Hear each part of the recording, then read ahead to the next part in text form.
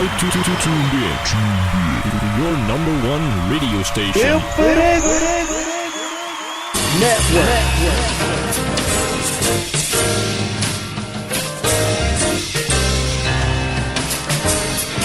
It's that Mad Knox music. We are the build for this network, for the strong, not the weak.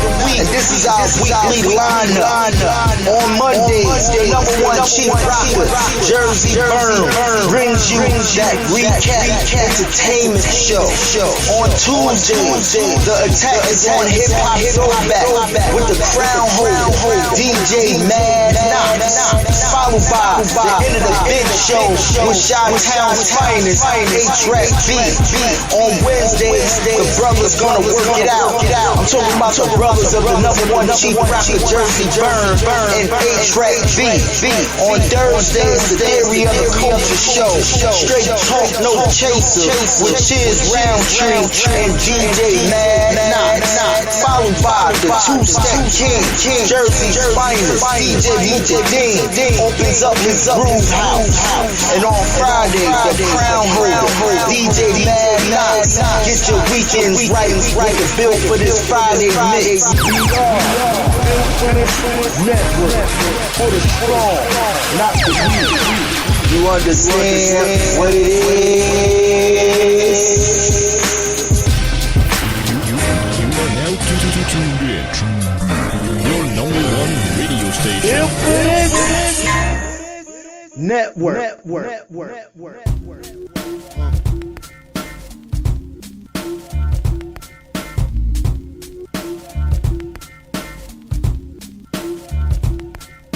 I used to get feels on the bitch. Now I throw shields on the dick to stop me from that HIV shit. And niggas know they soft like a Twinkie fillin', playing the villain, prepare for this rap killing. Biggie Smalls is the illest. Your style is played out like Arnold and what you talking about, Willis? The thrill is gone, the black Frank White is here to excite. Throw dick to dykes. Bitches are like I'm brainless, guns are like I'm stainless steel. I want the fucking fortune like the wheel. I squeeze gats till my clips is empty. Don't tempt me. You don't want the fuck. Here I am, I'll be damned if this ain't some shit. Time to spread the bud lyrics over harmony grit. It's the new killer death trap. Yes, I'm a jet black ninja. Coming where you rest at, surrender. Step inside the ring, use the number one contender. Looking cold booty like your pussy in December. Nigga, stop bitching. Button up your lippin'. From method, all you gettin' is a can of ass whipping. Hey, I'll be kicking. You, son, you doing all the yapping, acting as if it can't happen. Your frontin' got me mad enough to touch something. You want from Shallon, Allen, and ain't afraid to bust something. So what you want, nigga? You want, nigga? I got a 6-shooter and a horse named Trigger. It's real, 94, rugged raw. Kicking down your goddamn doors. Something like this. Fuck the world, don't ask me for shit. Everything you get, you got to work hard for it. Honey, shake your hips. You don't stop. The niggas pack the clip. Keep on. Verse 2. Coming with that OE brew. Met the cow, putting niggas back in ICU. I'm lifted, true. You can bring your whack ass crew. I got connections. I get that ass stuck like glue. No question. I'll be coming down and shit. Yo, I get rugged as a motherfucking carpet get. And niggas love it. Not in the physical form, but in the mental. I spark and they cells get warm. I'm not a gentle man, I'm a method man. Baby, accept it. Utmost respected. Assume the position. Stop, look, and listen. I spit on your grave, then I grab my Charles Dickens. Welcome bitch. to my center. Honeys feel it deep in their placenta. Cold as the pole in the winter. Far from the inventor, but I got this rap shit sold. And when my Mac loads, I'm guaranteed another video. Ready to die while I act that way. Pop Duke left Mom Duke, the faggot took the back way. So instead of making hoes suck my dick up, I used to do stick up, cause hoes is irritating like the hiccups. Excuse me, flows just grow through me. Like trees to branches, cliffs to avalanches. It's the praying mantis, deep like the mind of Farrakhan. A motherfucking rap phenomenon. Plus, I got more Glocks and text than you. I make it hot. Niggas won't even stand next to you. Nigga touch me, you better bust me 3 times in the head, or motherfuckers dead. You thought so? Fuck the world, don't ask me for shit. And everything you get, you got to work hard for it. Honey, shake your hips. You don't stop. And niggas pack the clip. Keep on. Yup. Season 3, back in this beat. DJ Mad Knox, Chizz Roundtree, theory of the culture. We ain't no vultures. We just keep that gun in the holster. Yo, bag, you doing too much. Yeah, motherfucking Chizz Roundtree, DJ Mad Knox, theory of the culture, built for this network. Season 3, episode 1, man. Man, what's going on, my brother Roundtree? Oh, man, I can't complain, man. We know, we all so blessed. I'm glad to know that you're well and healthy, your family's well and healthy, and everybody else is well and healthy. And even though we going through some crazy-ass shit right now, you know, it seems like everybody's in good spirit, and everybody just thick as shit, and everybody's just pushing up, you know. And I'm glad about that. And I want to tell all the brothers on the Built for This network, even if you're a father, you're an uncle, even if you're a mentor to a young man, happy Father's Day, and God bless. Happy Father's Day. How was your Father's Day, bro? Man, I got toe up. Toe up from the flow up. Rightfully and then I paid for the shit Monday. Yo, rightfully so, though. Rightfully so. You supposed to, is that one day out of the year, like your birthday, that you supposed to turn up. And Father's Day is one of them, man. So rightfully so. Yep, and then the crazy thing about it, I had my kids, I had my kids since Thursday? Right. And they left early Sunday. And I knew I wouldn't have got that toe up if they were still around. Because still I gotta be on point with them, because they, you know how kids are. Right. So I'm like, damn, but they went to go, because my kid's mother, her uncle had passed away a couple months ago, so they had like a little celebration for him, so she came and picked them back up, you know. Okay. That's the only reason they left. I would have kept them. Man, bro.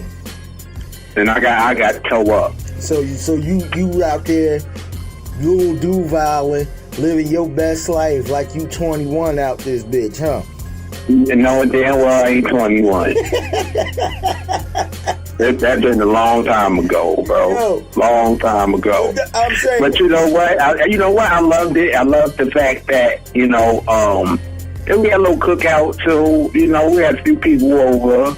And it you know, it was a blessing, bro. It was a blessing. It was a blessing to be celebrated, you know, to be appreciated, you know. Yo, but when you woke up, right, the next day, didn't it make you realize that, like, you really getting older? Like, it's like, yo, okay, I got fucked up, but your body ain't what it used to be when you was younger, brother, yo.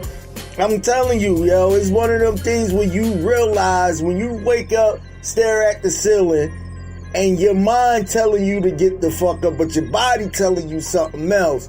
See, when you was young, you could pop right back up, eat some motherfucking Captain Crunch and shit, and go right outside. And go to work and shit. Yeah. You know what I mean? Go outside, go to work, do what you do. Bro, at that moment, can't do that shit no more, man. I faced the hard realization. We getting old, man. We getting up there, Doc. We getting I faced a very difficult, tumultuous situation, man. Man, I regretted it. I said I won't ever do it again. I said you know what? I'm gonna stick to my limit. I don't care what type of special holiday it is. I'm sticking to my limit, and that's it. I ain't going for nothing else. I'm taking it down after a while. Yo, my thing is, I'm not saying we getting old within. I think it's just the mentality of the body that's making us feel old. You feel what I'm saying? Like, damn, bro. At 21, I could hop right back up, but at 35, 36, and you a father and shit, you like, man, listen, bro. You know what I mean? Like, and then I started thinking, like, I should never let my kids left, but, you know, they had to go to celebration for their uncle. who had passed like a couple months ago. So I ain't had no other choice than that, you know, because I wanted them to go show respect for their uncle. Let me tell you. You know, other than that, I would never let them lead them. They would never left. Right. You know. Right. And I would never got fucked up like that. But I ain't gonna put them to blame. Hey man, you enjoy. I ain't gonna put them to blame, bro. Because you can't really say you wouldn't have got fucked up like that because you was in the moment. You feel what I'm saying? No, but bro, and my kids here, I'm gonna get my drink on, but only to a certain limit. I think I went a little overboard on Father's Day. Cause you realize, like I was making up for lost days and shit. Right. Okay. So the kid's gone. You're around some folks, some good food out there, good conversation, good music, and the drinks is just flowing at this point. Yeah. You know when I realize I'm getting older, kid, when I got fucked up one day, right? But you know how when you go to the bathroom and pee, you got that good stance and balance. I ain't had the balance. I found myself leaning on the motherfucking wall, that one hand on the wall. You know what I mean? The hold yourself up and shit. That's when I realized, I'm like, yo, a motherfucker is getting old, bro. For real. Like, for real. You start leaning and shit. Yeah, and then your balance, your aim get off and shit. And you miss in the toilet. You know, that shit get crazy. And then you looking like damn, what the fuck I done did? Bro. Okay, now I gotta clean this shit up. Sometimes you may miss it. And you had somebody else tell you, yo, you know you just leaked on the floor and shit. I never missed the toilet. But I damn sure didn't have that balance to hold myself up. I know that for sure. I had to put that one, you know, that motherfucker assume the position type shit where I'm just holding my motherfucking shit, trying to hold it, pee, and then the motherfucker, and then on top of that, I got the motherfucking hand on the wall, hoping this motherfucker hold me up, cause my feet for some way. My feet ain't even trying to percolate or work with my ass right now on the balance tip. So I'm like, man, listen, fuck this. But you know, you hey man, YOLO, you only live once, man. You know what I mean? For real. But Theory of the Culture, man, season 3, episode 1, man. We're about to get into some things. What we got to talk about, my brother? Yeah, man. Yeah. Yeah, it's a crazy situation. When you really think about it. But what you want to talk about, yo? Theory of the Culture. Okay. Oh, you heard about the Chizz and Drake situation? Yeah. Now, yeah, that's crazy, right? But you know what? Chizz, he apologized, but Drake and his team said they not accepting that apology because they like, oh, you never liked us anyway. You never liked Drake, you know, and I think Chizz called him an asshole. Go tell him go fuck himself or something like that. Okay, now this is my thing. It's not so see, a lot of people putting Drake in this. It's not really Drake. It's Drake's team. It's the OVO team. Okay? Yeah, because he didn't answer back. Right. At the end of the day, Drake worked with Chizz on his first album. He wrote for Alicia Keys and everything. So Drake's relationship between Alicia Keys and Chizz are great. That's what Chizz is saying. Like, I made hit records with dude. You feel what I'm saying? I think somebody from Drake's team leaked out the record like normal shit. Motherfuckers do in the kingdom. Mm-hmm. You feel what I'm saying? Motherfuckers leak out a record that Chizz and them ain't had no knowledge. It was a Busta Rhymes Drake track that was leaked out. So Busta and Chizz on the live talking about, yo, you know, because when they put out and roll out certain records, it's always a strategic thing how the rollout is going to be rolled out. But they leaked the record, and Swizz got in a moment where he called the teams a bunch of pussies. You feel what I'm saying?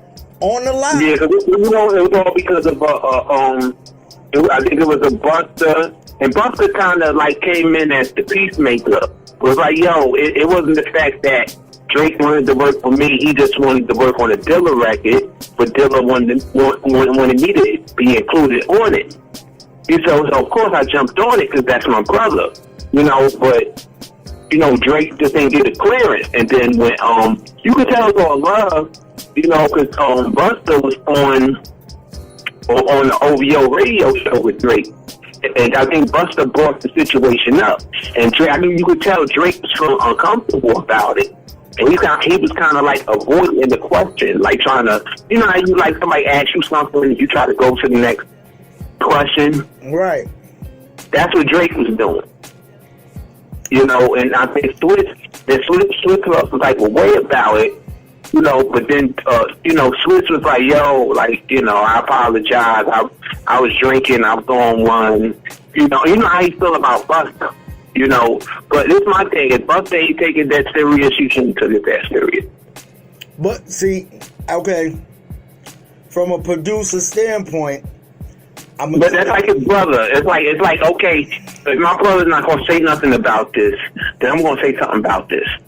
Right, you know, I can understand that point too. As a producer, and I'm playing devil's advocate as a producer myself who create beats and stuff like that. We are sensitive, word to Erykah Badu, we are sensitive about our shit too, as much as the artists are. So but that was a Swizz record though. It was a J Dilla record. It was a J Dilla record that came out years ago. With Busta and Drake, with Drake, it just got like somebody pulled it off some type of personal files and let it go. Drake didn't want to release it back then. That's why Swizz called him a pussy and shit. But it was like, oh, if I had any problems with you, I'll shoot your fucking plane down, all types of shit. But then he apologized to him, like I told you before. You know, he was like, I was on one, and but this is my thing. If Busta ain't taking it that serious, because he's the one on the record, you ain't nothing to do with the record, then you should really sat back and talk to Busta, since Busta is your brother. You know him and Busta's real tight. Just talk to him about it before you say anything about it that you knew that was gonna coming all crazy. I know it at the end of the day that Swizz was on the record the way his energy was. No, he wasn't on the record. It was Drake, Busta, and J Dilla. It was a J Dilla production.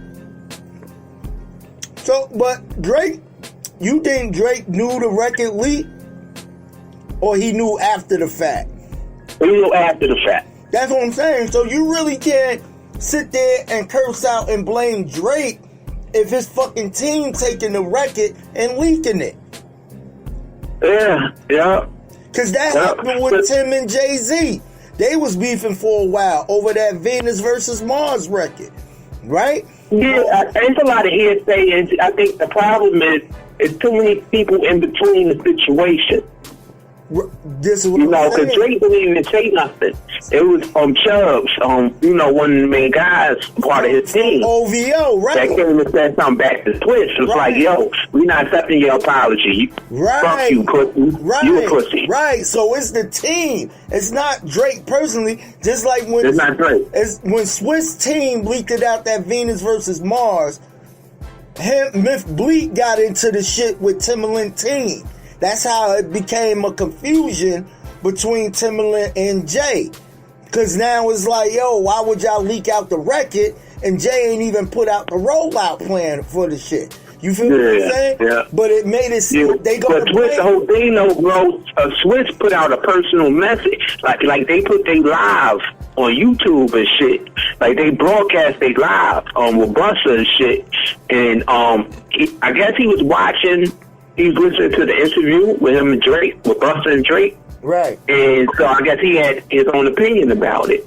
And he thought Drake was a pussy for it, for not releasing that record. You know, but you got to know that, especially if you've been in the music business that long as Swizz been in, you know that records get leaked. But that's it's a part of the game. Why you putting this so much energy on a record that ain't even yours? It's not yours. It's Jay Dilla. Yeah. I personally, he don't like Drake, and that's what they saying too. I think he just that ain't his type of person. Like he ain't feeling them, and he just was, you know, he was a little lit up, and he let his feelings out. Well, how you know, they always say a drunk mind speaks sober words. But how the fuck you don't fuck with the kid and you did the whole fancy record and everything for this motherfucker? But I guess this was way before then. But you fuck. You know, you have to listen to Drake, like, what? Like, he had one album, and then he had an official release, which I know that Swizz had production on. And then after that, they never worked together after that, I noticed. But, you know, I can tell he don't, you know, I don't know. It's a crazy situation. I can tell Swizz don't really fuck with him like that. Because he never worked with him after that. Like, you know, and it's nothing on Swizz, too, but Swizz is great. Yo, I'm going to tell you what, though. You know who going to get into this shit and be a mediator with this shit? Lil Wayne. Because Lil Wayne fuck with Swizz heavy, and he damn sure fuck with Drake heavy. Lil Wayne gonna have to sit the niggas down and play the motherfucking peacemaker with this shit, bro. I'm telling you. No, but Drake, I mean, yo, bro, Wayne do not get into stuff. Even when it was like the different situations that was happening, it was Drake and Meek Mills. If he was cool with Meek Mills, Wayne don't not get into no fucking beef. And everybody other business. Right. Wayne minds his business. Wayne do not get into nothing. Hey man, well Wayne in his own world. He in Wayne's world. I get that, but he need to really step into this shit here. For real. But he ain't gonna put it though. He ain't gonna do it. He ain't gonna do it because that ain't his forte. He never did it.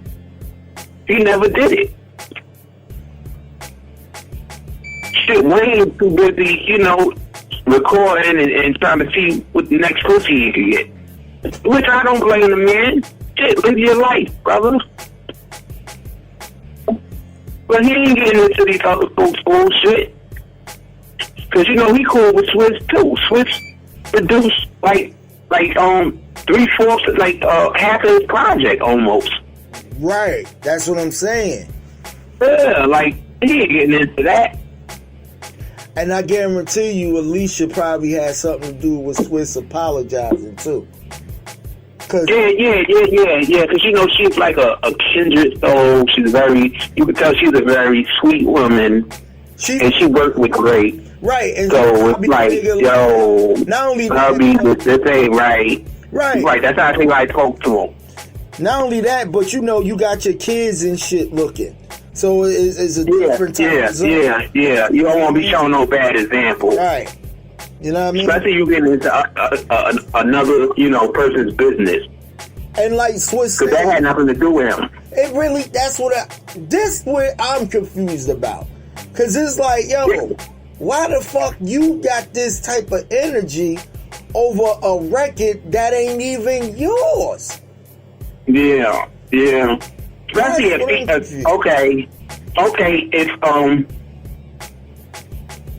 he's talking to Busta, Drake is talking to Busta on live on his show, and Busta asks him a question, he avoids the question. Busta continue doing, but then you felt the need to get Busta on live and address the situation.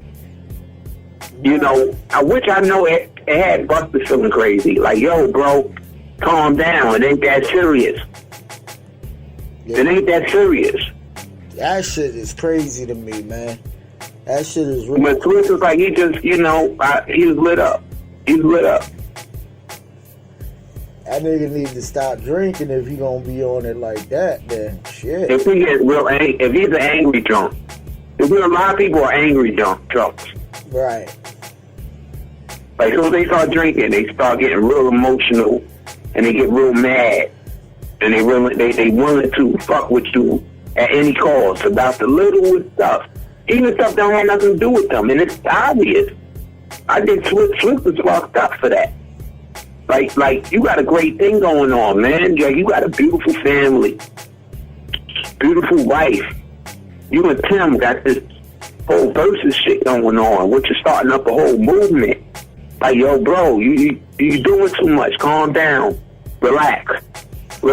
Which is a great segue, because I didn't catch the verses live with Alicia Keys and John Legend, but I did YouTube it. Me too. I didn't catch it either. I had to watch it a couple times to get my full perspective on it. I thought it was pretty decent. Me too. Pretty decent. Alicia Keys got hits, bro. Not for nothing when she was not, and I forgot, even when John Legend first came out and you had the young Kanye producing then, John Legend had some shit too. You feel what I'm saying? Yeah. So it brought me back. Yeah, because when you had that at that time Rockefeller Kanye, you know what I mean, where he came on fresh off a college dropout and he producing everything. You know what I mean? Yeah. He made that run. But when Alicia was playing her shit, I'm like, damn, like each album she put out had like a good at least 2 to 3 singles on that bitch, bro. Like, she got major catalog. She do. She got major catalog. She do. She really do. Yeah. She really And then she's a monster on them pianos. Like, I had to watch the show once. The first time I watched it, I'm like, I wasn't really feeling it. But I'm like, you know what? I like these two artists. Let me give them another chance. Right. I watched it again. I did it too. I'm like, okay, that's when I was convinced. But this show was all right. It's all right. I was listening. I was paying attention. Yeah. I sat there the whole 2 hours I had the mentality of, okay, let me just watch it live. Because on YouTube, you can fast forward the shit any fucking way. Yes, but I was like, you know what? I'm not going to fast forward nothing. I'm going to just play the bitch out and see, let's go. You feel what I'm saying? It is what it is at that point. And when Alicia started getting into her shit, and John Legend had a little something, and I'm like, okay, they going back and forth with some shit. You know what I mean? And then when John Legend played when he mentioned that he played keys on the Lauryn Hill shit, you know what I mean? Oh, yeah, I didn't know that. I didn't know that either. So I was more interested in the backstories too of each record, which was pretty cool that they brought up certain shit. You know what I mean? So I think everybody's starting to do their verses like that now. They starting to just be in one spot with one Wi-Fi. You feel what I'm saying? And so it works better like that. Yeah. I think so. I'm excited. I want that Snoop and Busta so bad though. I want to see that one real bad, but I don't know when it's gonna happen. So I'm guessing they probably trying to find a situation where they both can be, you know what I mean, without. Yeah, because that Eminem ain't battling. Right, but he ain't battling. But that battle of the keys it wasn't the greatest battle, but it wasn't the worst battle either. You feel what I'm saying? No, it was cool. It was cool in my opinion. It was real solid. I had to watch it 2 times. Right. But it was cool. It was cool. I can't complain because both of them are great artists in their own right, and they're musicians too. And you know what was so dope though? Because they was playing insert keys on certain records. Like when Alicia Keys did New York's Empire State of Mind, her version. Like, she can really sing. Like, John Legend can really sing. You know what I mean? Yeah, it was cool. They're really talented. Right. It was cool. Like, you didn't have no motherfucker that can't sing there playing the shit. Like they both was killing that shit, and I was like, and then, you know, I wasn't even shocked at Alicia shit, but I kind of forgot about certain shit that John Legend had. John, yeah. That Coming Home or Once Again album and shit. So when he had a lot of them Kanye catalogs and certain features he was on, like the Common joint and everything else that he was playing, I'm like, oh, that's record. You're my lady, I can't let go. I forgot the name of the group. Yeah, Slum Village. Yeah, Slum Village. Slum Village. So it was like one of them things. Like, damn, I forgot John was on these fucking records, bro. He did a lot, man. And then you know what? I love the fact that they were so in tune with each other. Like they was doing a lot of backup vocals for each other during the whole battle. Yeah, which I'm not even gonna call a battle. It's a celebration. Right. Because they was doing a lot of backups and shit, and they was like, you could tell like it was just like a cool vibe. Like I was like, yo, this shit cool as hell. You're right. You know, that's why I had to give it a second listen. Yeah, no doubt, bro. No doubt. Yeah, it was dope. It was dope, man. It was pretty. But yo, who you think Mary could battle? Mary J. Blige? Yes. Who in her league? Ain't no other woman. It gotta be the man. Who in the league though? Who came out in '92? Ain't no other woman. I would say Faith, but you know, I don't know. I think Mary has the advantage over Faith. Mary is the queen of hip hop and soul. Faith has hip hop stuff, but she more like that real R&B, vintage R&B '90s. Type, you know what I mean? Like, I don't. But you gotta think also, bro. Who is the common denominator between Mary and Faith? I don't know. I mean, Puff. Yeah. Puff. That's what I'm saying. I mean, it would be if Faith want to do Mary, it will be a good battle.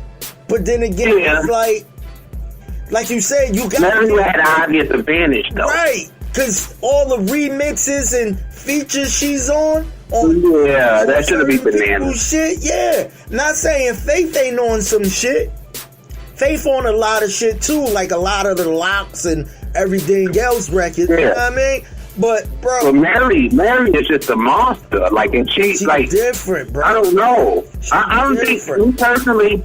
I don't think there's no female that can match up with her. Nope. You know, the only person I could think. But I'm gonna go different with this one. There's a guy, Brian McKnight. Yeah, I still give. He's been out since '92 too. I still get an edge to motherfucking Mary on that one. But I think it'll be interesting though. I think it'll be very interesting. Cause see, Brian McKnight is like that neo soul R&B. Mary, but Mary got shit where if Brian coming with some shit, she gonna counter. She do, but when Mary turn that motherfucker up to make you dance, Brian don't got no shit like that. That's what I'm saying. Mary. Oh no, I'm trying to find somebody that can battle Mary. Bro. Like, I really want to see Mary in one of these battles. Not even battle, a celebration rather. Let me switch that word up. Bruh. The celebration. The versus celebration. I want to see Mary. I want to see Mary. That's my girl right there. But that's like you saying, okay, well, who could battle Missy? You said Missy? Yeah. No one. Only person that was close to battling, that get close to battling Missy was Buster. And Buster ain't even gonna do that. You feel what I'm saying? So, Mary and Missy are like in a league of their own, bro. Yeah. And God, let's just say, God bless her soul. If Aaliyah was alive, I could have went Aaliyah. Because she would have had that Timberland catalog. You know what I mean? Mary well, Leah versus Mary? Yeah, that would have been a pretty That would have been dope. That would have been dope. And yo, imagine this. I'm going to give you a certain situation. Imagine if R. Kelly ain't been through all the bullshit. versus Like who we would battle. Because that motherfucker got catalog too. But people don't want to see him because he just did a lot of bullshit. Yeah, like he dug a real deep ditch for himself. I don't support the man no more. No, we don't fuck with him. But at the end of the day, if R. Kelly wasn't a dirtbag, I mean, he would have been. I think he worse than that. I mean, he's in a league of his own too, musically. Yeah. Musically, he's in a league of his own too, because who can you feel what I'm saying? Like the dude he got fucking music that's okay. Yeah, we don't fuck with him, but at the end of the day, he got music that your grandmama and love. You know what I mean? A lot of kids was going off of. Right. Like you go to a wedding right now, I guarantee you, at the end of the day, when Step in the Name of Love or Happy People come on, all them old folks and grown folks are getting up on that dance floor. Regardless of that's the thing too. I want them to start getting the older artists into it. Yeah.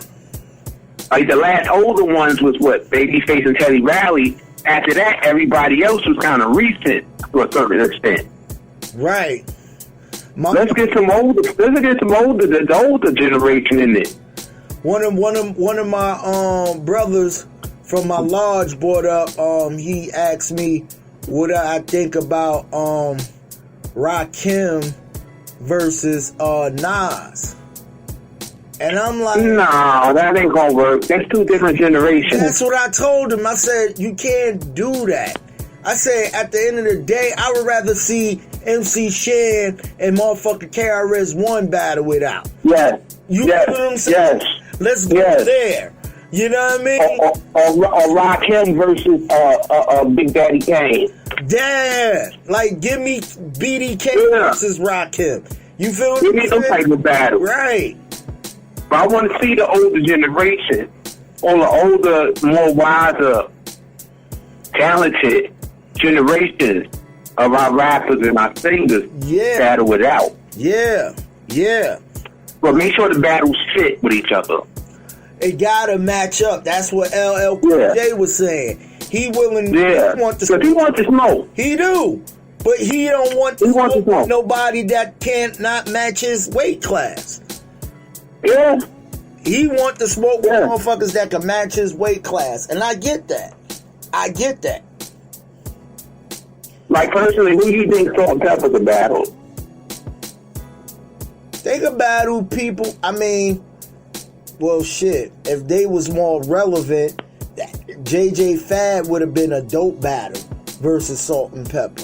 You know, someone like a duo back in their time that could possibly battle them if they want to smoke. See, that's what I'm saying. I don't know. What? Yeah. Other than I don't know. We gotta get a suggestion box for Swiss and Tim because we gotta figure this shit out because we want to see more battles, but these battles have to be placed properly. That's what I'm saying. JJ Fad was a female group that was signed to Eazy-E Ruthless Records. If they would have had more catalog or as the same catalog as Salt and Pepper, they would have been super dope to battle.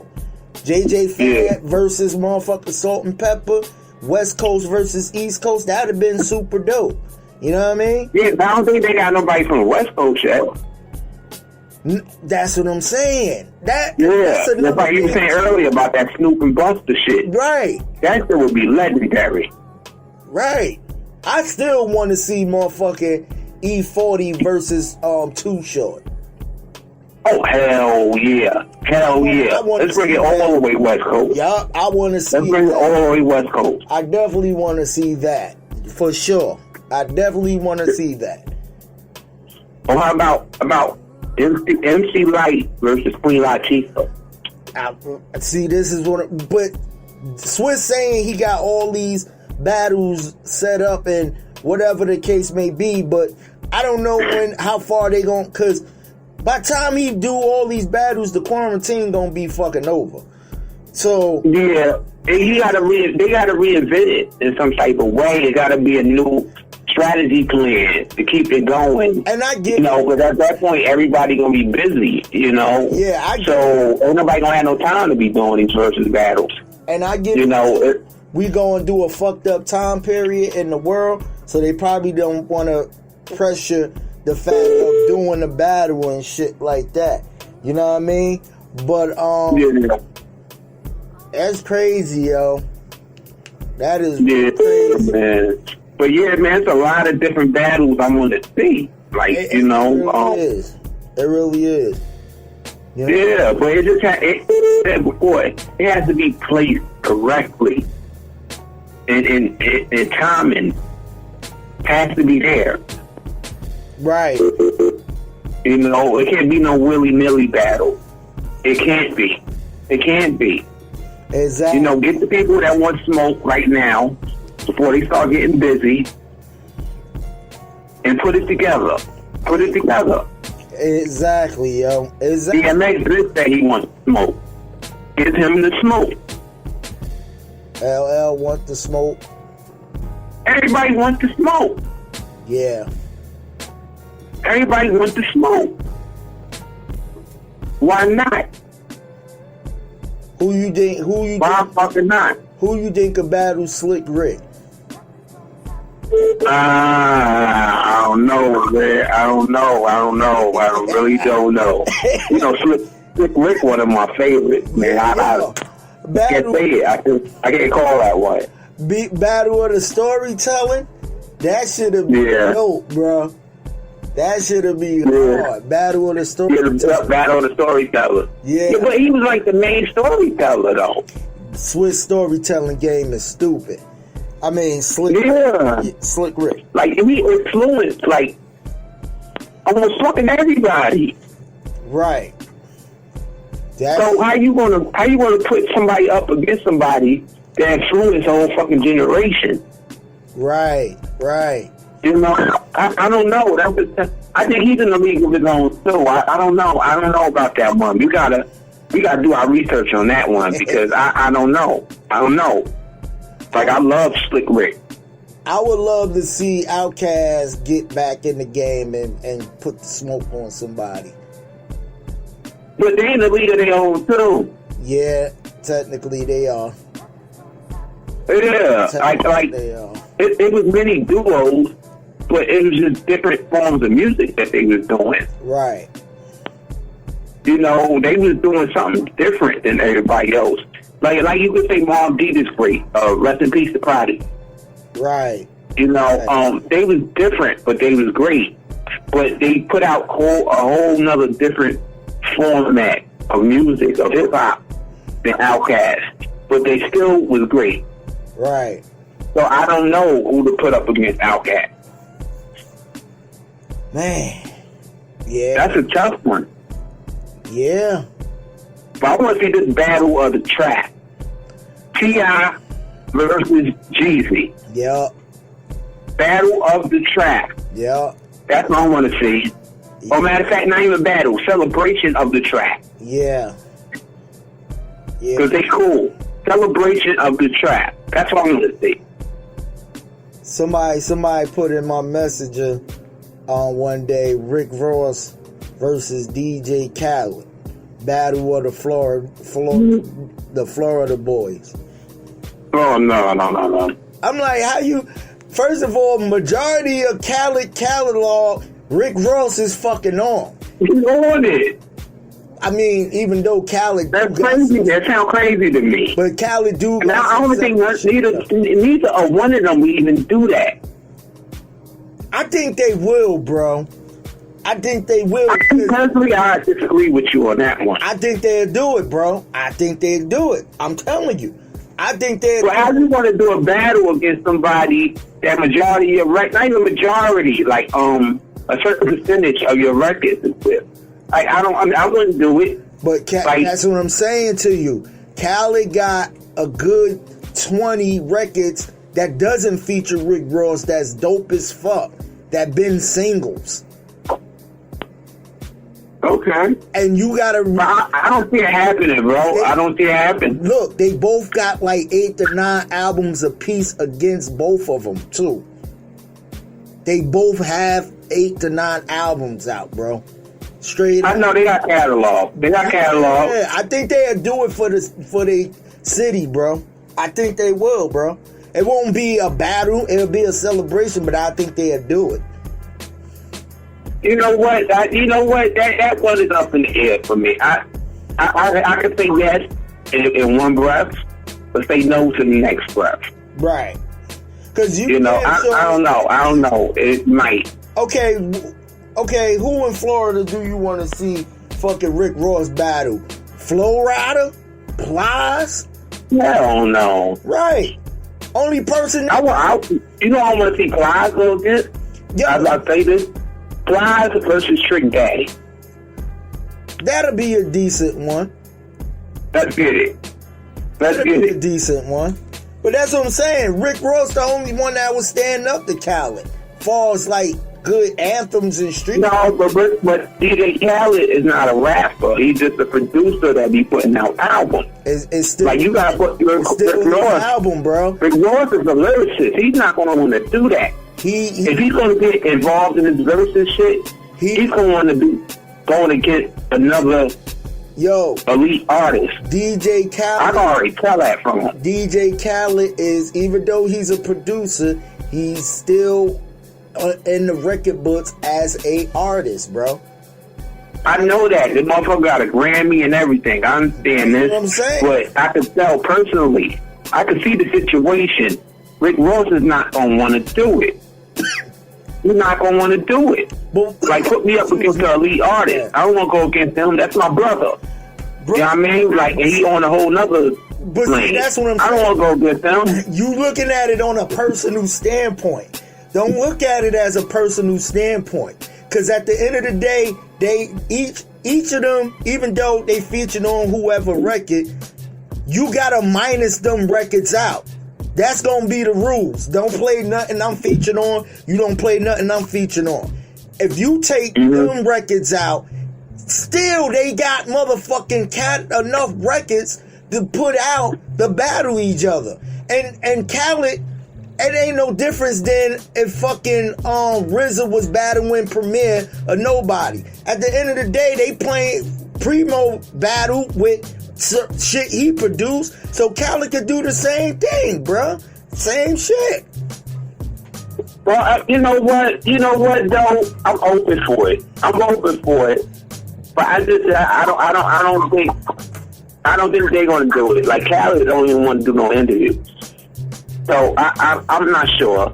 I guess it's gonna take a lot of finagling between Chizz and Tim with them two. I think it'll be a great show.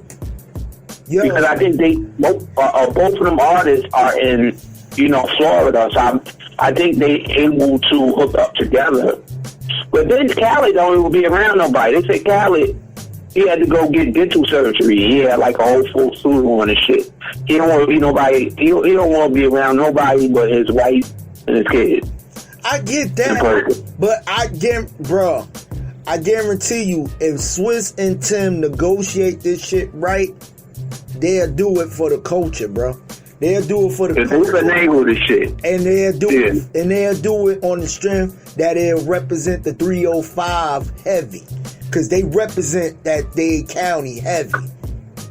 Yeah, I mean, they've been representing it since, the early 2000s? That's what I'm saying. So, trust me, it will go down, bro. It will go down if the talk is right. The talk gotta be right. Proper negotiation. Right. The talk gotta be right. Yeah. For real. Yup. You know what, man? I would love to see that, though, man. It's a whole bunch of battles that I would love to see. Well, I think it's just going to need proper finagling and negotiation and just proper talk and communication, first and foremost, because I think a lot of people want to smoke. A lot of people are down. Before everybody start getting busy, then you ain't going to catch nobody. Exactly. Yeah, let's get it popping. But I think they need to elevate the platform. Like, I think it has to be a beginning to something. And I think this is the beginning to something great. Right. You know?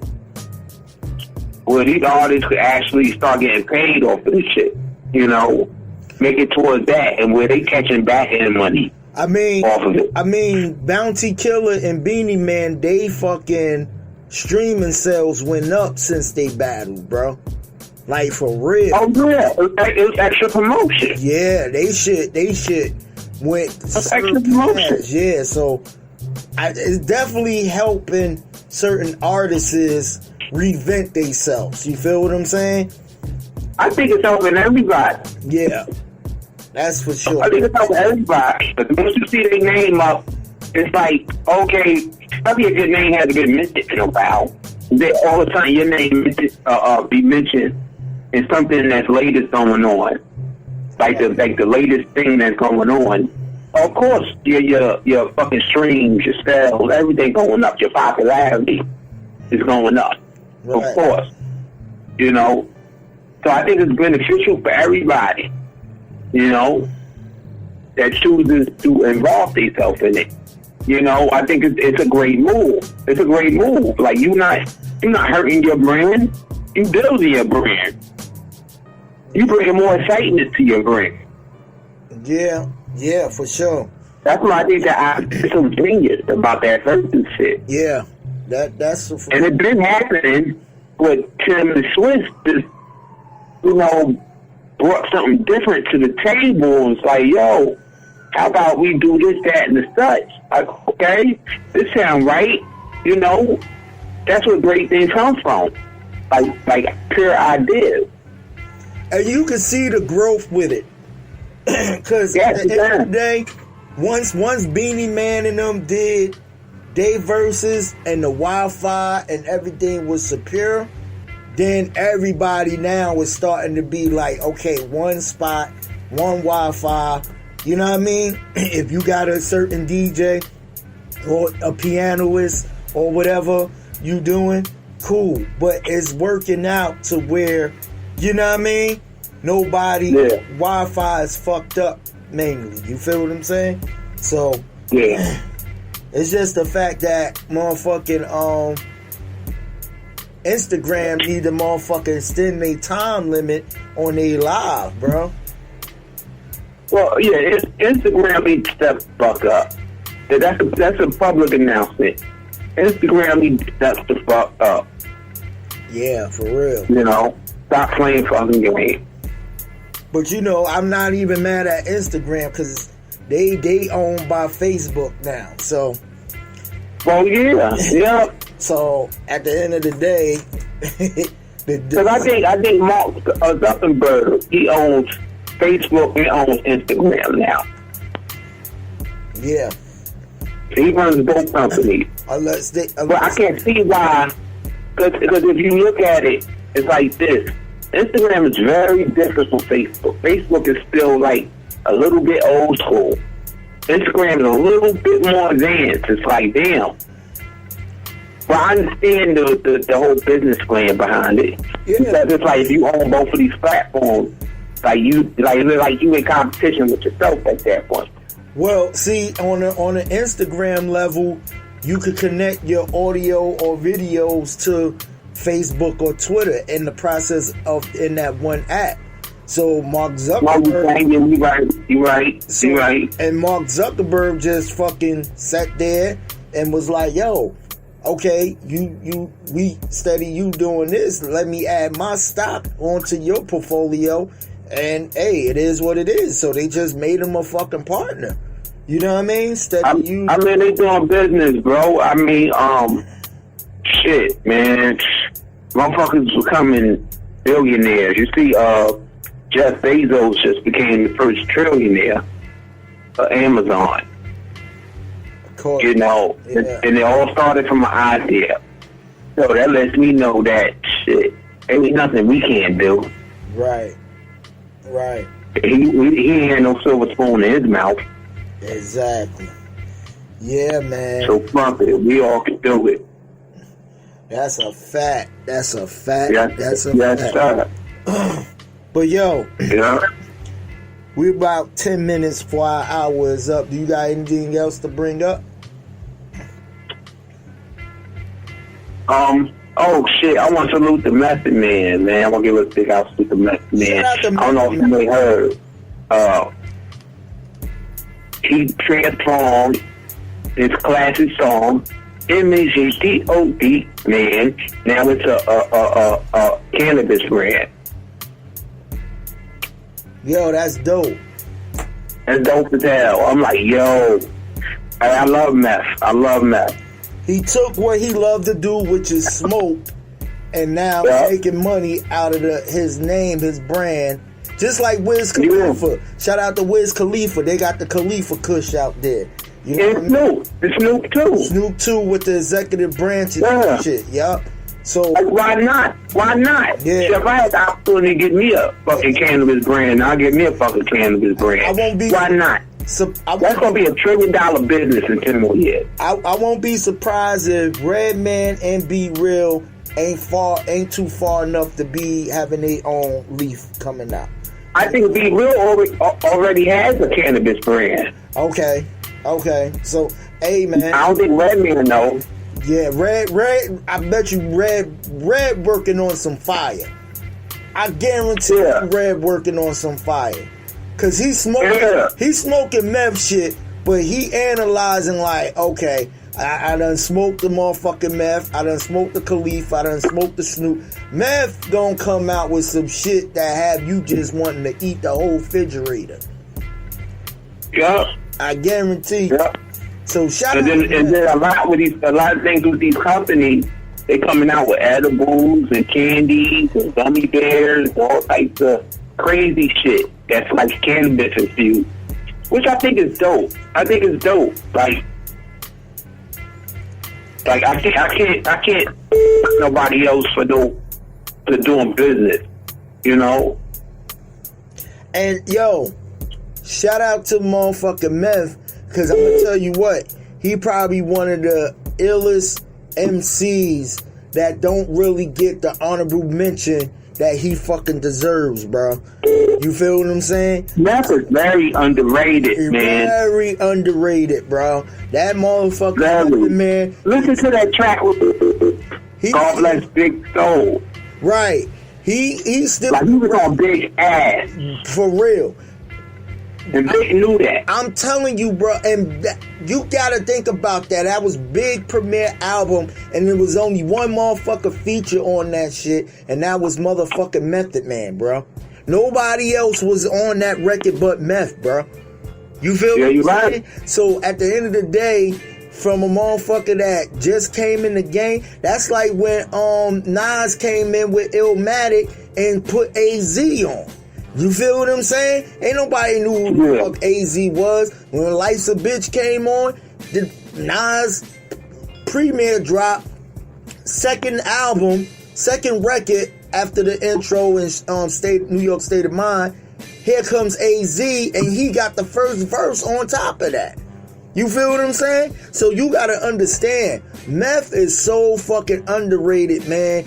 I'm telling you, motherfuckers need to give Meth his flowers while he here, bro. For real. Cause now, and you know what? We going on this show, Theory of the Coach that goes for this network. We gonna give Meth his flowers. That's a fact. Keep out the Method Man. God bless Method Man. One of the greatest to ever do it on guard. Cause I'm gonna tell you what, Wu-Tang is dope as a unit, but Meth gave him that motherfucking edge and that raw and that motherfucking lean of lyricism. You feel what I'm saying? Because no disrespect to the rest of the squad, like Ghost, Ray, all of them in their own lane. Yeah, I love Ghost and Ray. I love them like my second and third favorite ones. I love Ghost and Ray. But Meth, he the one that when you heard that MATHOD, man, bro, come on that shit. You lit up, bro. You lit up like on Protect Your Neck. Hey, you know my style. You don't know me, you don't know my style. That shit was hard. On Protect Your Neck, you pretty much know everybody verse on Protect Your Neck, but you waited for Meth verse to drop. Once you heard... Or Ice Cream Man. Bruh, Ice Cream. The motherfucker got hooks. Yo, he the king of the hooks. Even RZA says that, bro. Like, he could go with Method Man for a hook, because Meth is so dope at doing hooks, bro. So, and that's a special talent, because not all MCs could write verses and no song structure. Right. That's a talent. That's a special talent. Not every MC could do that shit. You know, it may seem easy when you get somebody else doing it, but it's not easy. Exactly. Like, you got to understand song format, and that's God-given talent right there. Exactly. Yup. And Meth was shit, man. And he still can rap his ass off. That's what I was getting ready to say. He still is the shit. I'm telling you, 9 times out of 10, you get Meth and any fucking rapper there is, new or old, I guarantee you, they will be at the drawing board for a while to make motherfucking Meth go around these motherfuckers. And what I'm gonna do Meth will light any motherfucker up. I'm gonna go into a Method Man record when we go on this commercial break right here real quick. I'm gonna go into a Meth joint that was from the Wu Massacre. Was it the Wu Massacre? Yeah, I think it was the Wu Massacre, which was the last. What track you talking about, bro? Oh, bro, it's called Navigation as Times Fly. You feel what I'm saying? Okay. Method Man joint. Yo, listen to the lyricism, because that boy gets it in on this shit. For real. One of my... And if you into lyricism and you an MC, that's one of the MCs that you need to study. This is it, for real.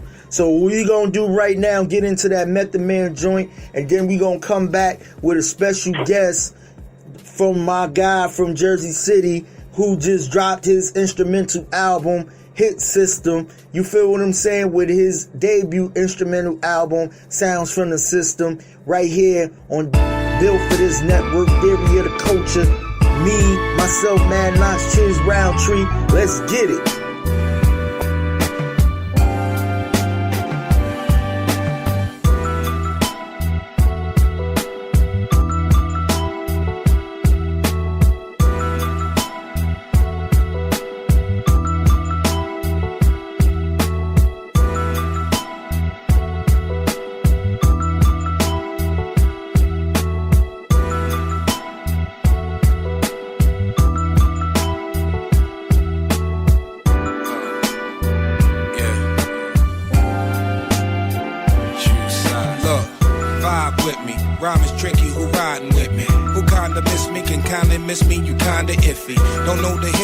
From the city, you stop and frisk me. The cops is jiggy, they spot the blicky, then try and get me. My pops a willy, said give her 50, she pop a kitty.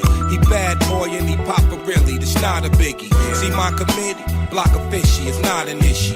Or I'm too lazy to cross roads, if not I'm busy. It's not a mystery who shot Ricky, but we're the difference between the tray and the dough, boy, we bred different. So bear witness, this could leave you with head missing. If y'all can hear me, I guarantee you the feds listening. So I be spitting in bar code, nothing left in the tap, dog. And after the last call, the bar closed. That's my Cohiba cigar blow. Even Tony Stark knows the tension is thick as Wallaby Clark souls. But did I mention I'm sick and gotta be hardcore? Hardball, taking your base, that's what we ball for. Money over bimbos, that's what the mob folk. Rappers stuck in limbo, cause they was setting the ball low. Every time I rhyme on the track, it's like a combo. King, we put the 9 in your back, it's like you Rondo. When it come to John Doe, I'ma slaughter a John Doe. Drag him through a drive-through like he ordered the combo. Hands on him, we wild style with the cans on him.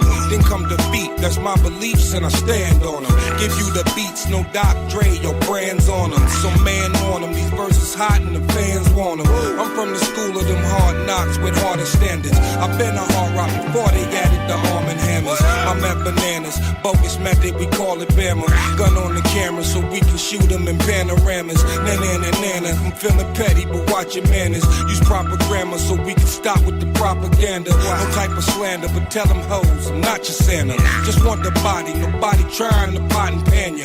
Cop Cop scanners, a fuller house, but we not the tanners. If shooters bringing them hawks out, then it's not Atlantis. If time is money, I got time and time saved. I pull your blinds and stop shine behind shade.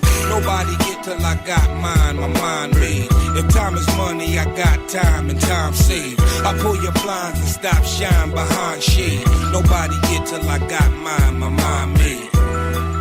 Use side, mad versus mad, civil war.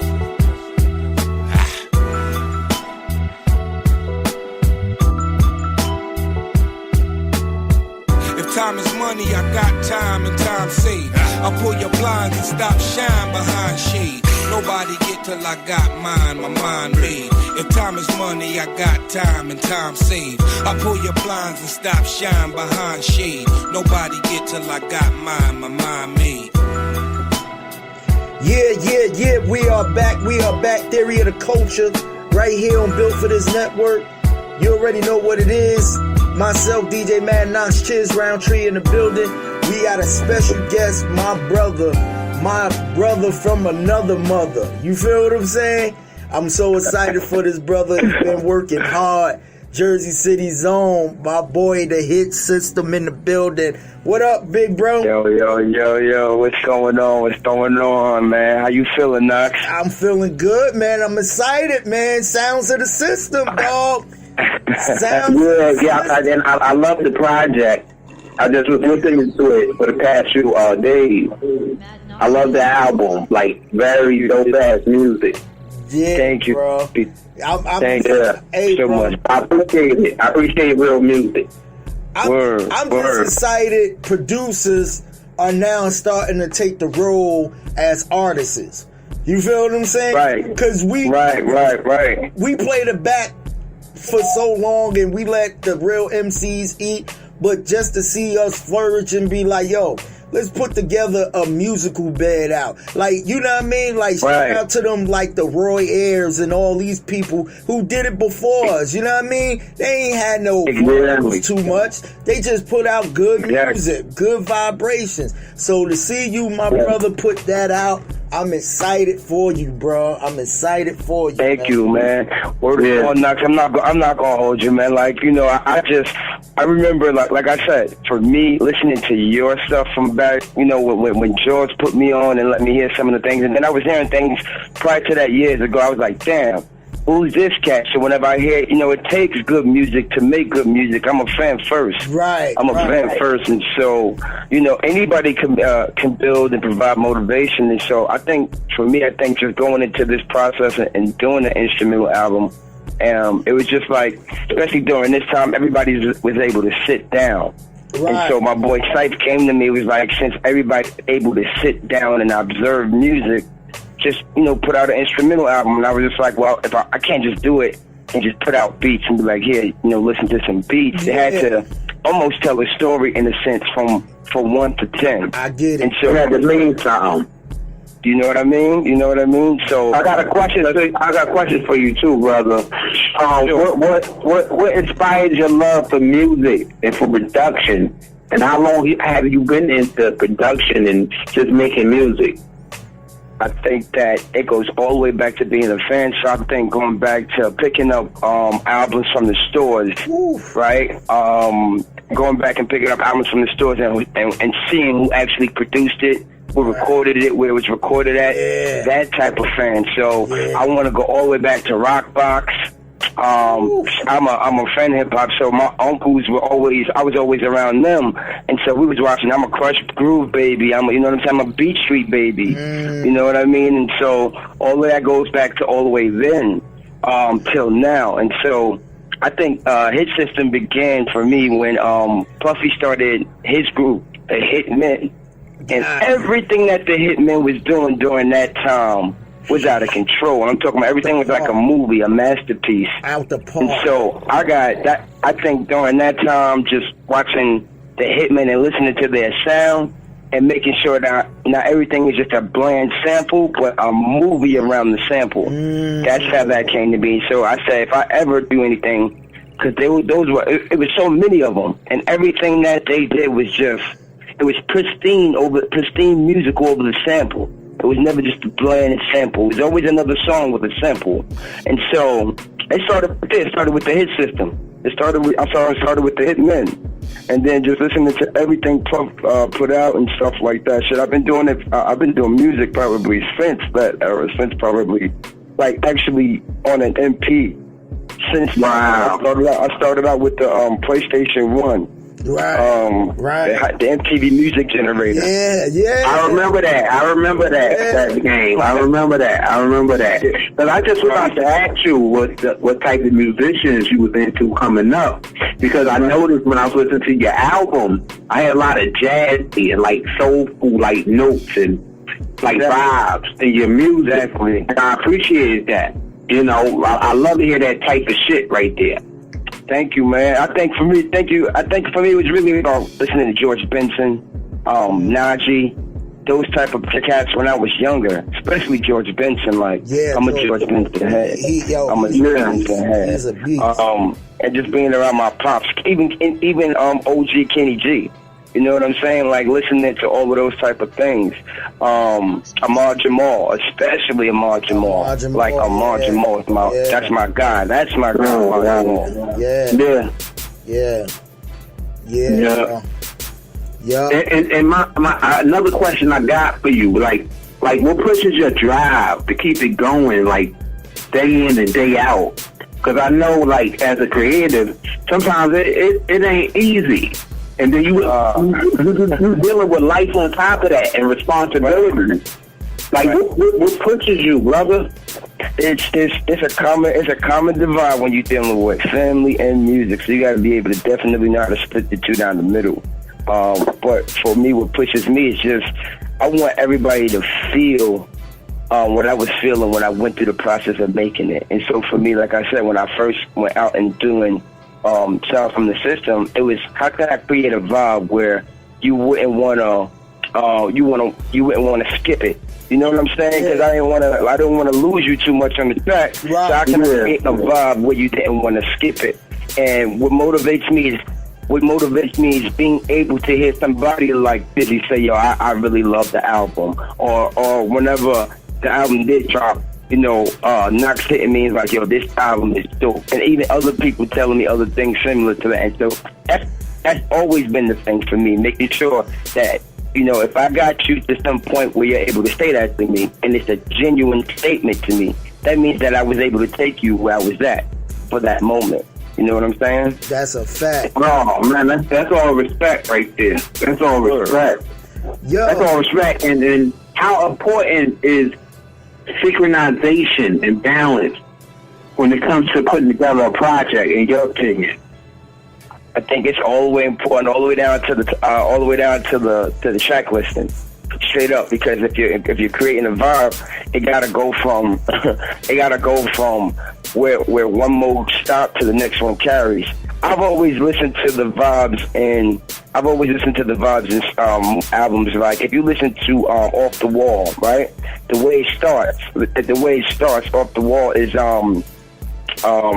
upbeat, and then it carries you. Same thing with Thriller. Thriller starts with Don't Stop Till You Get Enough, if I'm not mistaken. Or if it's You Want to Be Starting Something, and then from You Want to Be Starting Something, it goes to Thriller. It's like it's a roller coaster. Yeah, so that's a fact. You gotta pay attention to that wave and the algorithm for that wave. Some producers, if you ask them, they'll tell you they see this shit in colors. Right. That's how I seen it. Like that's how I see it. SOS Band, Just Be Good to Me. I don't care if you listen to that shit. Yeah. That's like a white pearl for me. I always see this shit in colors, so it's easy if you see it in colors, and then you'll be able to create that way. Yeah, I was getting ready to ask you, know, that's crazy you said that, because I was getting ready to ask you, like, with me, I have to go to, because, you know, Pete Rock is one of my favorites. So I go I go to the before I even create a beat, I listen to the whole They Reminisce Over You instrumental. Like the way he chopped that. Because mind you, technology wasn't as advanced as it is today. But the way straight hardware. No, back in the day. Yeah, it was straight hardware we was using back in the day. That's what I'm saying. So to hear his hi-hats, to hear how he synchronized his drums and everything else and that sample, it was just amazing to me. And I always play that track before I make a track. So what is your main thing that you listen to, or you know what I mean? What is your thing when you go in the frame of mind of just like, okay, I'm ready to produce something? You know what I mean? It's two cats that I go to that make me say, God damn. First of all, first one I go to is Quincy. Obviously, Quincy. Yeah. Because Quincy is a composer. Yeah. He knows how to arrange that shit. He knows what I would always say, what was his mind thinking in terms of the arrangement here? Right. Why was the drop here? Why did he, you know what I'm saying? Right. Quincy's one of the best at arranging, at composing and arranging. One of the best to do it. Just one of the best. And then Dilla, like the God himself, Dilla, like the way he made the MP sound, it's human. Yeah. That's why we're able to use software the way we're able to use software now, because Dilla created that MP to make it sound like it's human. I'm talking about off-timing samples, catching it off the one. You know what I'm saying? Stuff like that. Yo, Dilla is just like, I can listen to anything Dilla did, and then I go straight to work. Yo, but is it any other like art forms that you gain or inspiration from that kind of like pushed you to do what you're doing now? Like any other art forms outside of music? Yeah, it was dancing. In my early life, I was a dancer. I used to dance with National Dance Institute. Shout out National Dance Institute in the I. Was dancing with them for, I think, about 5-6 years. And then from there, I got a pre-scholarship with the Avenelli American Dance Center. And so just being around that type of environment, you naturally progress into other things in the art form, in the modern arts. You know what I mean? And so I've been a dancer for forever, like hip-hop, tap, jazz, ballet, all of that. Like, I did that, like, and I still have that in me, but that naturally progressed into music because just being Saturday mornings at LaGuardia High School, shout out LaGuardia High School, New York. Right. Of course, from Lincoln Center. Just being there every Saturday morning, you know what I mean, as a kid, I think just being around the pianos, and while we were taking class, just a feeling of being in class with the pianos and dancing and stuff like that. Just being able to make people feel that way from dance, shit. And then it's really, for me, it was always from the rhythm, from the music and the piano. So yeah, definitely from dancing, definitely naturally progressing to music. Wow. And I don't mean to get too personal with you, but I know you said you went to school. You went to school in New York. You're from Jersey City, though, right? I'm from Jersey City, correct. Oh, okay. Wait, so what I'm saying? No, it was a in-school program at St. Pat's. Shout out to St. Pat's. That's I went to St. Pat's too. Yeah, shout out to St. Pat's. It's amazing. I graduated 1998. Bruh, 1995, class of 95. Wow. Ain't that a coincidence? That's crazy. So, they had the in-school program there, and the dance class there. And so, usually from there, you're either going to be in school, or if you're doing good, they invite you to come over to what is known as the SWAT and Celebration Team, which is people that get to do it on a frequent every weekend throughout the year. And then once they do like this big event of the year, you know what I mean? It's a show that they probably now have, like they used to have at the Delacorte Theater over in Central Park. So I mean, just like I said, it started. My daughter go to school there now. Yeah, my son goes to the school in the basement. He goes to the school in the basement. Oh, okay. My daughter in 4th grade there. Yeah, it's a whole charter school now, bro. It's a whole charter school now. Lena Horn. Yeah. Exactly. Yeah, that's right. Lena Horn. That's right. Yeah. That's crazy. Look. 6 degrees of separation. Hey, man, listen, Jersey City is small. It's big, but it's small at the same time. You know what I mean? Exactly. And bro, I don't mean to ask you, like, Me, I don't like to get too personal. How old are you though? Right now, I am 38 years old, brother. About to be 39 in July 20th. That's a blessing, brother. That's a blessing. Thank God. That's a blessing. That's a blessing. Bro, the video, cause now I wasn't gonna do no instrumental video, but now you inspired me to do one on my next drop. Yeah, that video was dope. I watched the video. That's it. Dope. It was a real quick joint, and that's actually what inspired me to do the video, because he had a project. So I did the beat based on the video when we did it, and so the video was based on he wanted to be a doctor, and then that was pretty much what it was, and I just ran off for that emotion. Yo, that the fun in the video. Yeah, Dallas School project. I appreciate that, because we all fathers. Every day though. Every day.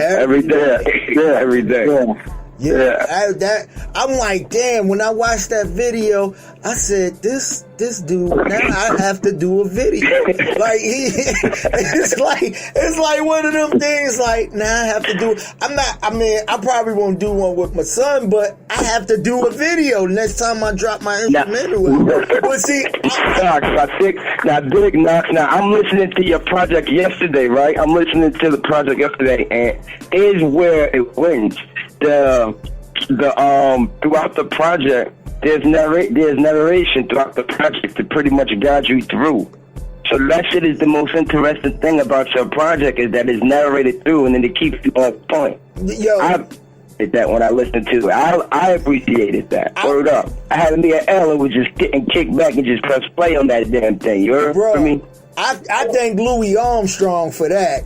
Cause he had a hell of an interview, you know what I mean, which I watched. Right. I'm watching Louis interview, and I'm like, yo, this basically describing all the feelings that I'm feeling about music today. So I just took his interview and navigated through the tracks that I wanted to make transition with. You know what I mean? But man, I'm gonna tell you this much, like Mad E inspired me and pushed me so much, because I'm an MC. I rap. I've been rapping since I was like 8 or 9 years old. But the inspiration that he gave to me, like, yo, like, go farther. You could do better. Right. And it just pushed me to a point where I started doing different stuff too. Like, it pushed my creativity level. And that's what we are. So that's what we are. We creative. Right. And so it takes one thing. Right? It takes like a seed. When you put water on that seed, that damn thing grows and it sprouts into other branches and continues to grow. Yeah. That seed, right? That seed from the main talent, that can spread to other things. That's the beauty of being a creative. It don't just stop at one thing. Right. When you know how to use your creativeness. That's the beauty of that. I enjoy the fact that, especially with producers, we competitive, but we can come together and collab at the same time. You see what I'm saying? Absolutely. Absolutely. It's that iron sharpen iron. Like, if I'm listening to his system, I'm like, damn, that's a dope ass sample he done caught. It inspired me now to catch some shit to be like, yo, okay, he caught that one, but let's see if I can catch something that he didn't caught. Which, at the end of the day, at the same time, I'm rooting for you.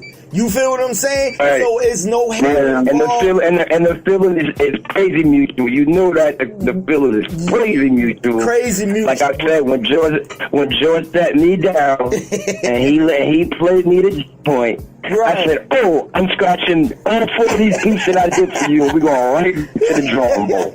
Yo. I'm like, nah.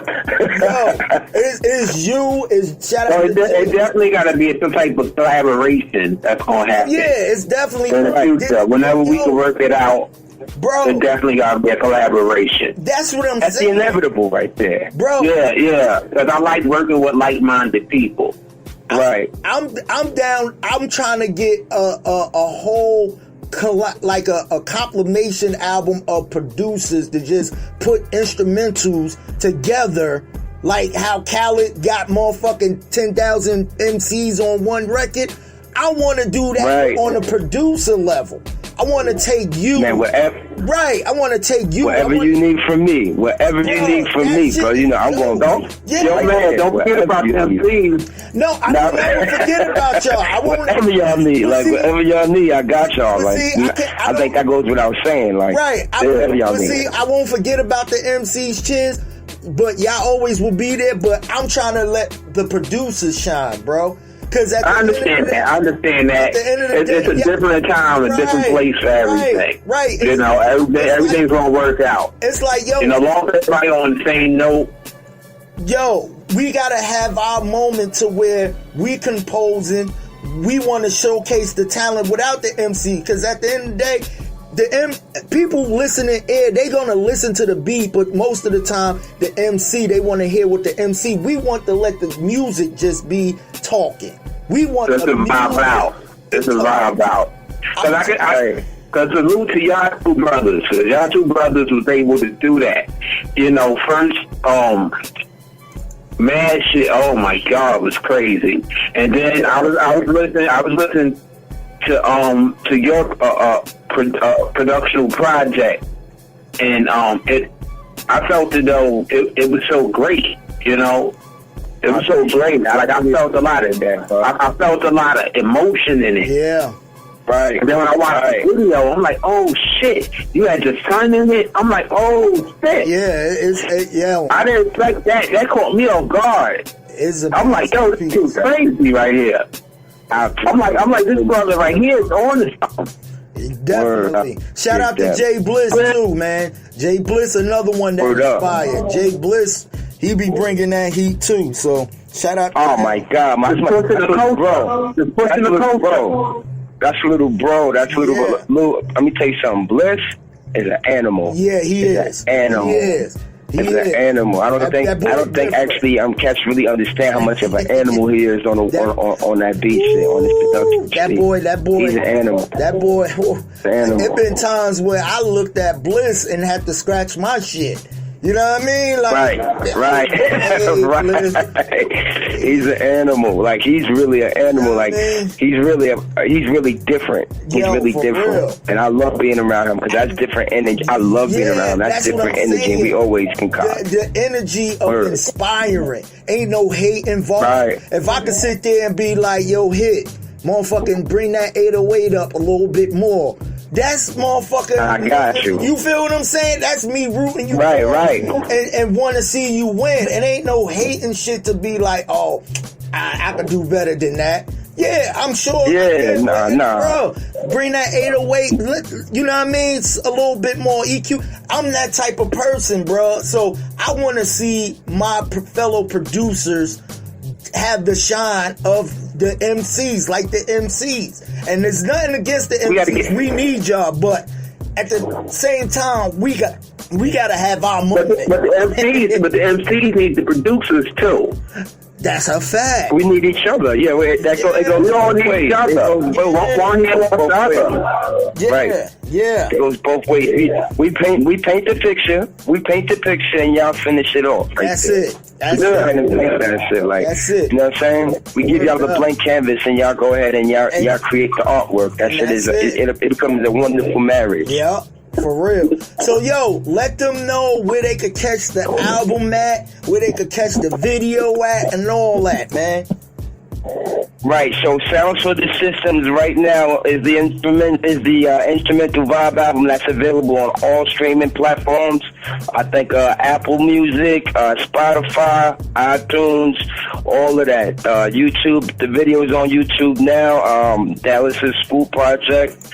And just doing other things right now, man. Just staying motivated to do other things. Working with a couple of great young talent in Jersey City. A lot of Jersey City talent. And Jersey City is known for that. Yeah. But the album is definitely out right now. Take a listen. If you ain't doing nothing else, man, just take a listen to it and just relax. Just relax, man. Roll something, drink something, and go on the good vibe. And chill the fuck out. You feel what I'm saying? That's all. That's all you can do, for real. Yo, my brother, we appreciate you. You know what I mean?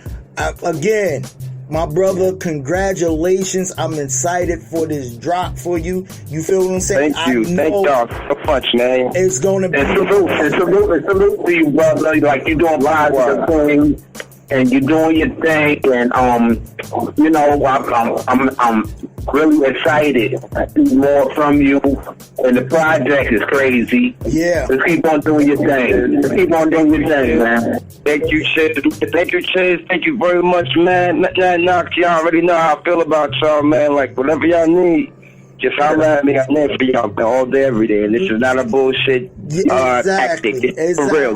Genuine love. Yes, sir. Yes, sir. Likewise, brother. All right, man. Be safe out there. You heard? Thank you, man. Y'all do the same. All Peace right. and love.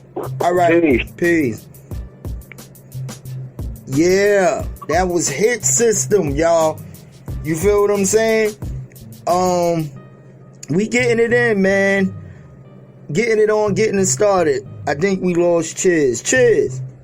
No, I'm here. Oh, okay. Chizz still there. You ain't lose me. I ain't lost. But I found my way. Make sure y'all go and check my brother Hit System out. Yeah, check him out. That's a good brother right there. That's a good brother. And when you go into YouTube and search, you gotta put Hit System together. It's not separated. It's together. Hit System is together. And the album is called Sounds of the System. Sounds from the System, I'm sorry. On all platforms. You know what I mean? All your favorite streaming platforms. Please. And this is one of the youngest brothers out here in Jersey City. Man, trying to feed his family, so go support that. Spend your little $5-6. I know you could get like a 6-pack or something like that, but it's a vibe album that you could keep in your device forever. You feel what I'm saying? So at the end of the day, go support. You feel what I'm saying? We're about to get up out of here, Roundtree, so let them know, you know what I mean, your socials. Okay, it's Chizz Roundtree right here. You can catch me on Instagram, Chizz1984, Facebook, Lawrence Chisholm. Go on YouTube, go on that Front Round page, check out my videos, Living Life, Black and White. Go check out Mad Knox. It's an instrumental album. Go check out everything that's on that Front Round page. Jevin June, everybody. Go check out everybody, y'all. Please. Thank y'all in advance. God bless. Yo, how you gonna come in when I tell you to give you your social to say, well, this your boy Chizz? They already know who the fuck you are, bro. Oh, yeah, right?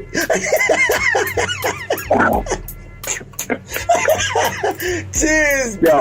I'm going in, man. I'm going in. You is. I ain't mad at you. Yo, it's your boy. I'm gonna pull a Chizz right now. Yo, it's your boy Mad Knox here. You feel what I'm saying? DJ Mad Knox here from Built for This Network. Dairy of the Culture Show. You know what I mean? And you can catch me on that Instagram at Mad_Knox201. You could definitely everything that Chizz said on the front ground, go and hit that subscribe button. You know what I mean? Go on while you in YouTube though. Don't forget to go to Built for This Radio and subscribe where you could catch this show. You could catch DJ Mooka Dean's Groove House. You could catch Chief Rocker Recap Entertainment. You could catch the Attack on Hip Hop that I do. You could catch the End of the Bench with A-Trap and Built and Destroy with A-Trap, as well as DJ Purplicious. You know what I mean? Who made her premiere debut on the network. Check all of us out. You feel what I'm saying? On that Built for This Radio YouTube channel. You can definitely hit me if you're an aspired DJ, podcaster, whatever you want to do, on the Built for This Radio Network at gmail.com. You feel what I'm saying? Hit me on that as well. I'm on that Twitter at Illmatic Beats. You know what I mean? You got the Facebook Built for This Network page. You got the Built and Destroy Facebook page. You got the DJ Mooka Dean's Groove House Facebook page. You got All About Music with DJ Purplicious Facebook page. the #1 Chief Rocker Recap Show Facebook page. You could go on enterthebench.com where you could catch us. You could go on rockernetwork.com to catch Built for This Network. Man, we all over. We on that Apple, Spotify. We on that iHeartRadio, Castbox, Deezer, YouTube, Spreaker. You know, just type in your search and go to Built for This Network, man, where you can catch us. And tell a friend who could tell another friend about the Built for This Network channel. You feel what I'm saying? Because we are built for this network, and it's for the strong and not the weak. You feel what I'm saying? So on behalf of myself, DJ Mad Knox, your boy Chizz Roundtree, Season 3, Episode 1 in the books. You already know what it is. Y'all be safe, wear masks, wash your ass, and protect yourself by any means necessary. You heard? Peace and love, y'all. Okay, we riding high. Yeah, you better light your L, smoke your L, and just Kiss the sky. And if you're at for disrespect, bust some F. Watch that man die. Yeah, I think the streets been looking for this one for a long time, guys. Yeah. Come on. I came to bring the pain, more hard to the brain. I'm busting that ass again. I burn like acid rain, that acid flame. These niggas trying to see how I come ash your game. Ain't it evident I'm hitting it? Yes. Mac for president, be in hell with gasoline George just for the hell of it. And I ain't delicate, blows hot, this kettle get napped. You ain't fucking with that, you must be celibate. Spaz, just a little, got a sack, we can sizzle a little hash in the middle. Where that? In the middle, yep. Mommy, if you got a fat ass, make it jiggle, yep. Put it in my next video shot by Little X. Sending me up, gon' work till there ain't any left. I'm trying to get what I'm worth and not a penny less. Ain't bad. Come on. Bank cash. Come on. Everybody do it with your stank ass. Make you rob somebody, grab somebody, stomp somebody, slap somebody.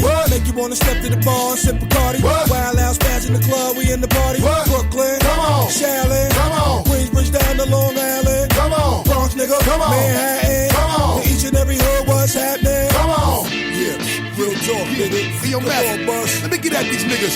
Yo, now watch me back your shit up. I hope you people pull up and pick up and pack your shit up. Homie, it's time to move. While I'm seeing right through you, let me relieve you with all of your figures. See the streets and never believe in you niggas. Come on, go ahead and babble. You can watch me patiently wait and aim and attack you. Instead, I'ma let one of my bitches slap you. I invite you and your niggas to try it and feel the wrath of the unruly awakening of a sleeping giant. Very defiant. Once I give you the pressure and then I apply it and then you're breathing and stop it totally quiet.